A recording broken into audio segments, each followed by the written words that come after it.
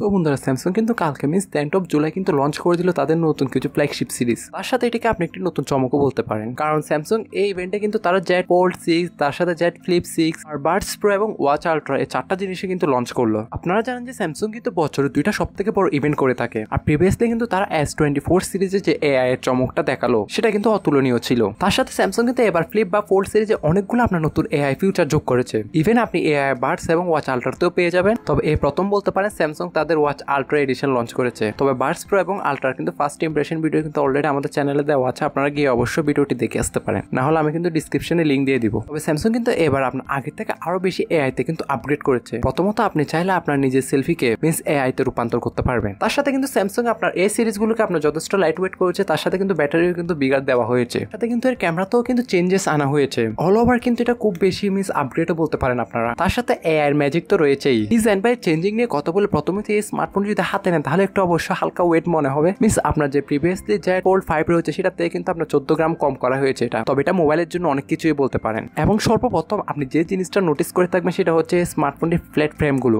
যেটা আপনার একটা স্ট্রং রেক্টাঙ্গুলার ডিজাইন বলতে পারেন। আর ফ্রেমের সাইডগুলো লক্ষ্য করলে দেখতে পারবেন যে খুবই হালকা মিন্স সামান্য পরিমাণে কার্ভ করা হয়েছে। ফোনটি যেহেতু মিন্স এর এজগুলো একটু রেক্টাঙ্গুলার ডিজাইন টাইপের, তাই স্মার্টফোনের মাঝখানে যে আপনার গ্যাপটা রয়েছে সেটা আপনার কিন্তু তেমন ফিল হবে না। আর এই স্মার্টফোনটা যখন ফোল্ডেড অবস্থায় আপনি হাতে ধরবেন তখন আপনাকে এমন ফিল দিবে যে ধরুন আপনি একটা স্মার্টফোন হাতে ধরে বসে আছে। তার সাথে এটা কিন্তু আপনার প্রিভিয়াসলি স্মার্টফোন থেকে আপনার 1.2 mm পর্যন্ত এটাকে কিন্তু আপনার চিকন করা হয়েছে। অল ওভার স্মার্টফোনে কিন্তু ফোল্ডেড অবস্থায় স্মার্টফোনের থিকনেস করা হয়েছে 12.1 মিলিমিটার এবং আনফোল্ডেড অবস্থায় স্মার্টফোনের থিকনেস করা হয়েছে কিন্তু 5.6 মিলিমিটার। তার সাথে এটা কিন্তু ওজন করা হয়েছে 140 গ্রামের কাছাকাছি। তাই ওভারঅল বলতে পারেন যে এটা স্যামসাং এর সব থেকে পাতলা কিন্তু ফোল্ডিং ফোন। তো আমি যে 1 mm বা 10 বা 14 গ্রাম কম বললাম সেটা অবশ্যই আপনাদের ফিল হবে না, বাট আপনি যখনই জেড ফোল্ড 5 হাতে নেবেন আর এটা হাতে নেবেন তখনই এর মানে পার্থক্যটা বুঝতে পারবেন। তার সাথে কিন্তু স্মার্টফোনের ব্যাকে কিন্তু আপনার ম্যাট ফিনিশ ব্যবহার করা হয়েছে। স্মার্টফোনের ব্যাকে যে আপনি ক্যামেরা সেটআপটা দেখতে পাচ্ছেন মিন্স আপনি ক্যামেরার যে লেন্সগুলো রয়েছে রাউন্ডেড সেগুলো চারপাশে কিন্তু একটা টেক্সচার টাইপের আবার ডিজাইনও পেয়ে যাবেন। পোর্টস এন্ড বাটনের দিকে লক্ষ্য করলে দেখতে পারবেন যেখানে পাওয়ার বাটন আর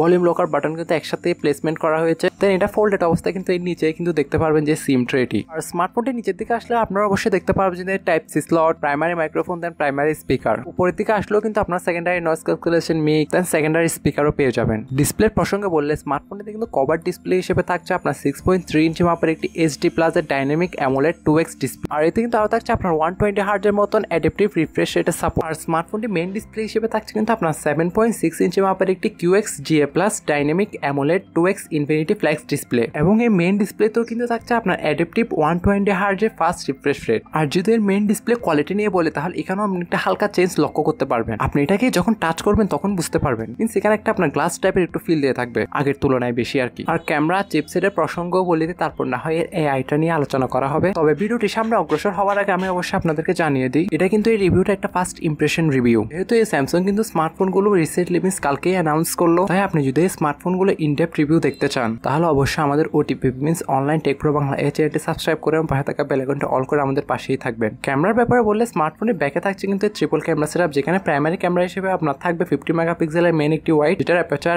f1.8, দেন সেকেন্ড আইতে আসলে কিন্তু অ্যাপারচার 2.2 এর 12 মেগাপিক্সেলের একটা আলট্রা ওয়াইড পাবেন। দেন থার্ড আসলে কিন্তু একটা 10 মেগাপিক্সেলের টেলিফোটো লেন্স পাবেন যার অ্যাপারচার 2.4। সেলফি ক্যামেরা হিসেবে কিন্তু এর ফ্রন্টে থাকছে আপনার 10 মেগাপিক্সেলের একটি সেলফি ক্যামেরা, তার সাথে কিন্তু এখানে আপনার ইনার ক্যামেরা থাকছে একটা 4 মেগাপিক্সেলের। Out of the box Android 14 এর সাথে রান করা স্মার্টফোনের ব্যাকএন্ডে কিন্তু থাকছে আপনার স্যামসাং এর নিজস্ব UI 1 UI 6.1। আর এতে কিন্তু চিপসেট হিসেবে সর্বোচ্চ পাওয়ারফুল চিপসেটটি ব্যবহার করা হয়েছে আপনার কোয়ালকম স্ন্যাপড্রাগন 8 Gen 3। তাই পারফরমেন্সের বেলায় কিন্তু এটা সম্পূর্ণ খুবই শক্তিশালীও বলতে পারেন। তার সাথে ব্যাটারি হিসেবে থাকছে আপনার 4400 mAh এর একটি ব্যাটারি। এবার কথা বলা যাক স্মার্টফোনের মেইন চমকের এআই গুলো সম্পর্কে, কারণ এই স্মার্টফোনটি যখন অ্যানাউন্স করেছে তাহলে এর স্পেসিফিকেশনের থেকে বেশি কিন্তু এআই সম্পর্কে আলোচনা করা হয়েছে। আপনাদের অবশ্যই মনে আছে যে স্যামসাং এর S সিরিজ যখন লঞ্চ হলো সেখানে কিন্তু অনেকগুলো এআই ফিউচার ছিল। আপনার ভিডিও স্লো মোশন বলুন, এখানে টেক্সট জেনারেট বলুন, ইমেল ক্রিয়েট করা বলুন, আর আপনি যদি কোনো রেকর্ডিং করে থাকেন তাহলে সেই রেকর্ডিংটার কিন্তু আপনি ট্রান্সলেট করতে পারবেন। তার সাথে আরেকটি বেশি ইন্টারেস্টিং ফিউচার ছিল যে আপনি ছবিতে সার্কেল টু সার্চ, তার সাথে কিন্তু আপনি অনেকগুলো ল্যাঙ্গুয়েজে কিন্তু এখানে আপনার বন্ধুদের সাথে কথা বলতে পারেন। এই সব ফিউচারে কিন্তু এই স্মার্টফোনটাতেও থাকছে। তার সাথে কিন্তু এখানে আরো নতুন কিছু ইন্টারেস্টিং এআই ফিউচার থাকছে।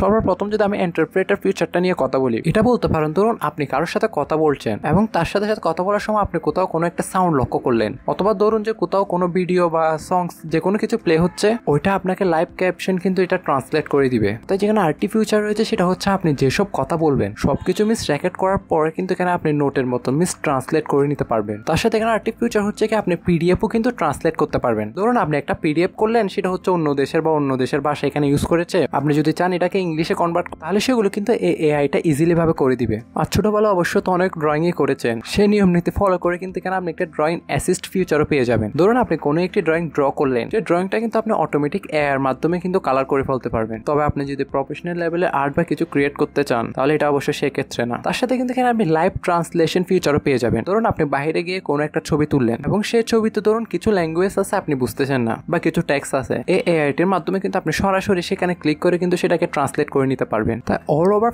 এআই ফিউচার নিয়ে বলে কিন্তু এটা দুর্দান্ত লেভেলের কিন্তু এআই ফিউচার অফার করে থাকছে আমাদেরকে। তবে প্রাইসিং আর লঞ্চিং ডেট সম্পর্কে এখনো কিছু বলতে পারছি না, এটা যেহেতু আপনার ফার্স্ট ইমপ্রেশন ভিডিও বলে, কারণ সে সম্পর্কে এখন অফিসিয়াল কোনো তথ্য পাই নাই। আর যদি স্মার্টফোনটির আপনি ইনডেপথ রিভিউ মিস দিতে না চান, তাহলে অবশ্যই আমাদের OTP miss online take pro Bangla এই চ্যানেলটি সাবস্ক্রাইব করেন, পাশে থাকা বেল আইকনটি অল করে আমাদের পাশেই থাকবেন। আর ভিডিওটি ভালো লাগলে অবশ্যই একটি লাইক দিবেন আর আপনার মূল্যবান মন্তব্যটি কমেন্টে জানাতে ভুলবেন না। সো বন্ধুরা, আজকে ভিডিও এই পর্যন্ত, দেখা হচ্ছে নতুন কোনো পরবর্তী একটি ভিডিওতে। ততক্ষণ পর্যন্ত আপনারা সবাই ভালো থাকবেন, সুস্থ থাকবেন, টেক কেয়ার, আল্লাহ হাফিজ, আসসালামু আলাইকুম।